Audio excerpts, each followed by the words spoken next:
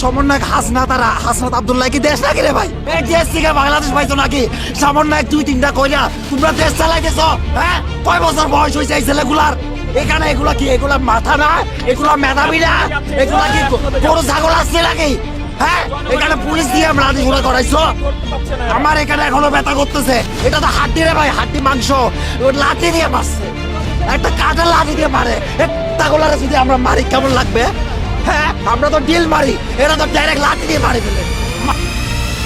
সার্জিস আলম, হাসনাত আব্দুল্লাহ সহ সকল সমন্বয়কদের উপর খেপল দেশের জনগণ।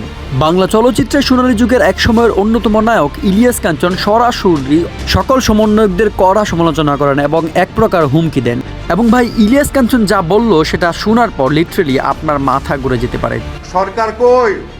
সরকার তো নাকে তেল দিয়ে ঘুমায়। এই সরকারের বিরুদ্ধে আগে আমাদের দাঁড়াতে হবে। কি করেছে এই পর্যন্ত, এই 5 মাসের মধ্যে? বলেন একটা ইনিশিয়েটিভের কথা বলেন যে উনি এই ইনিশিয়েটিভটা নিয়েছে। আছে কোনো ইনিশিয়েটিভ? বলেন তো, জুড়ে বলেন, আছে? ইলিয়াস কাঞ্চনের এই বক্তব্যের পর থেকে বিভাগীয় উপদেষ্টারাও কড়া মন্তব্য করে হুঁশিয়ারি দিয়েছেন। আমরা পরিষ্কারভাবে বলতে চাই, আপনাদেরকে জবাবদিহিতা নিশ্চিত করতে হবে। কেন এখনো আমাদের এই বাংলাদেশে গুপ্ত হত্যা চলমান রয়েছে? আপনাদের চেয়ারে বসে থাকার প্রয়োজন নাই, আমরা বিকল্প খুঁজে নেব। সুশীলতা দিয়ে অভ্যুত্থান হয় নাই। যারা সুশীল আছেন, ছাত্রলীগ ফিরাইলে